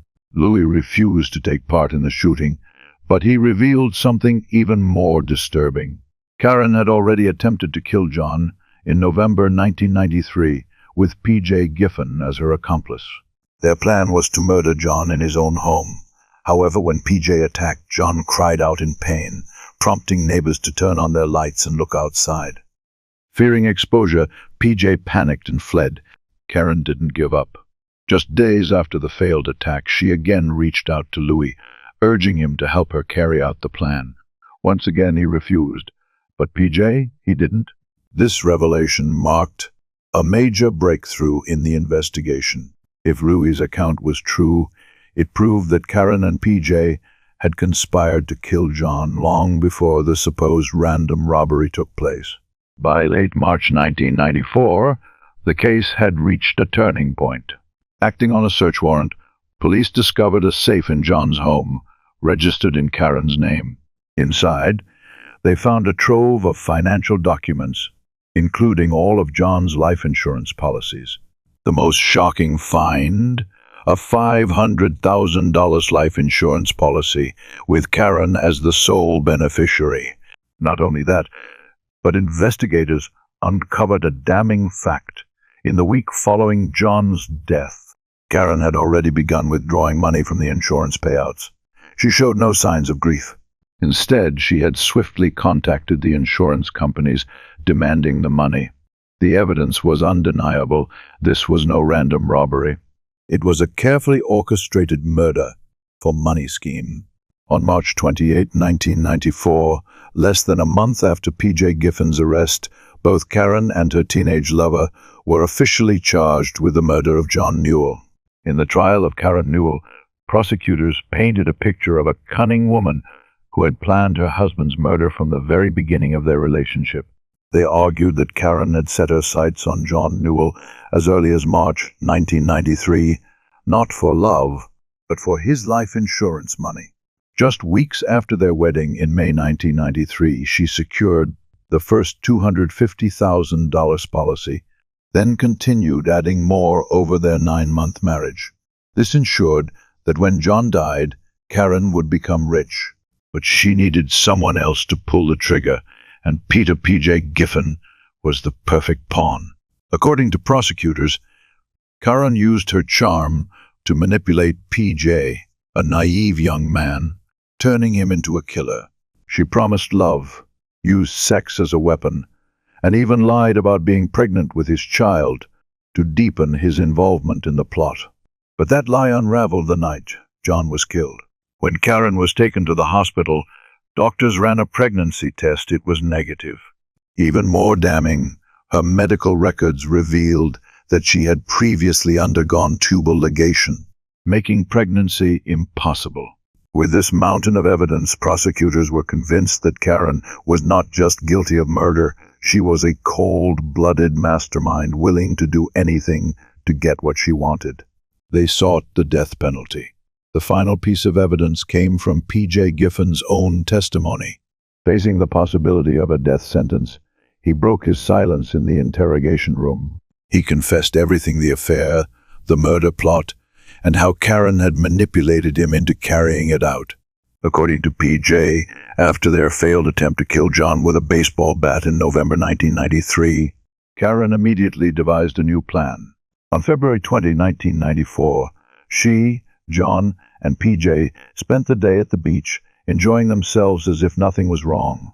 But on the drive back to Orlando, she created the perfect opportunity for P.J. to strike. Karen drove ahead while P.J. followed in his own car. After passing a toll booth, Karen pretended to have car trouble. She told John they needed to pull over and check the vehicle. As they stopped on the roadside, P.J., with the murder weapon in hand, approached.